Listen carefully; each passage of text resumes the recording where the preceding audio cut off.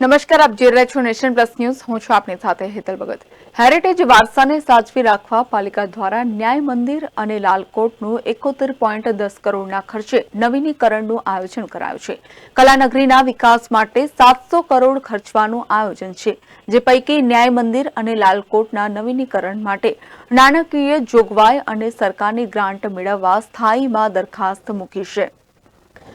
વડોદરા મહાનગરપાલિકાની સ્થાયી સમિતિમાં મુકેલ દરખાસ્તમાં સરકારી ગ્રાન્ટ મેળવવા લાલકોટમાં ક્લાસિક કાફે તથા ટુરિસ્ટ સેન્ટરનો ઉપયોગ થાય તેવું આયોજન છે, જેમાં થેમેટિક કાફેટેરિયા, સ્ટુડિયો, પેઇન્ટિંગ્સ, પોર્ટ્રેટ્સના પ્રદર્શનની જગ્યા તથા પ્રથમ માળે પ્રદર્શન માટે મ્યુઝિયમ વિકસાવવાનું આયોજન છે, જ્યારે બીજા માળે મહર્ષિ અરવિંદ, રાજા રવિ વર્મા અને ડોક્ટર આંબેડકર સહિતના મહાનુભાવો સામેલ હશે અને મહારાજા સયાજીરાવ માટે સમર્પિત જગ્યા હશે, જેમાં પ્રાથમિક તબક્કે 10 કરોડનો ખર્ચ થશે, જે માટે સૈદ્ધાંતિક મંજૂરી મેળવી કામ કરાવવા, નાણાકીય જોગવાઈ કરવા અને સરકારી ગ્રાન્ટનો ખર્ચ કરવાની દરખાસ્તને સ્થાયીમાં મુકાઈ છે.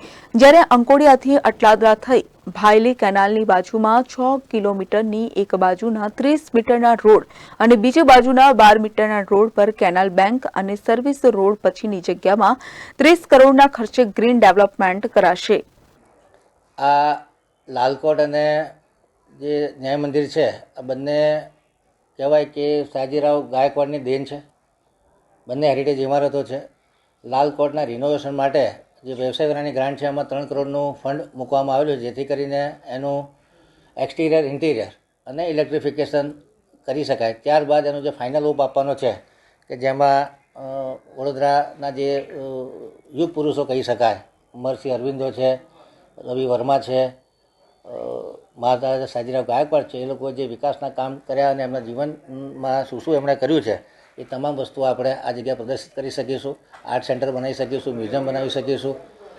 એ પ્રકારનું આયોજન આવનારા સમયમાં કરીશું. એના માટેનો ડીપીઆર બનાવી અને રાજ્ય સરકાર સમક્ષ પણ રજૂ કરવામાં આવશે, જેથી કરીને રાજ્ય સરકાર તરફથી પણ ગ્રાન્ટ મળી શકે.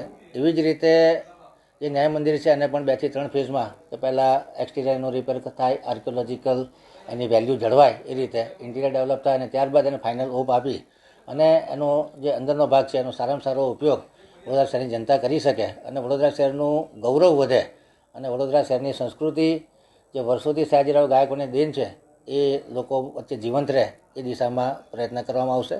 આનો લગભગ 80 કરોડ રૂપિયા જેટલો ખર્ચો છે. એવી જ રીતે વડોદરા શહેરમાં ગોલ્ડન જ્યુબિલી ખાતે આર્ટિઝન સેન્ટર, કે જેથી કરીને વડોદરા શહેર જિલ્લા અને આસપાસના જિલ્લાઓના લોકો પોતાની હસ્તકળાને વિકસાવી શકે, ત્યાં ટ્રેનિંગ પણ થઈ શકે, લોકો પોતાના જે આર્ટિકલ બનાવે છે એનું પણ પ્રદર્શન થઈ શકે, ત્યાં એમ્ફી થિયેટર પણ હોય, કોન્ફરન્સ હોલ પણ હોય, લોકોને રહેવા માટેની સુવિધા પણ હોય, એ પ્રમાણેનું આયોજન પણ કરવામાં આવી રહ્યું છે.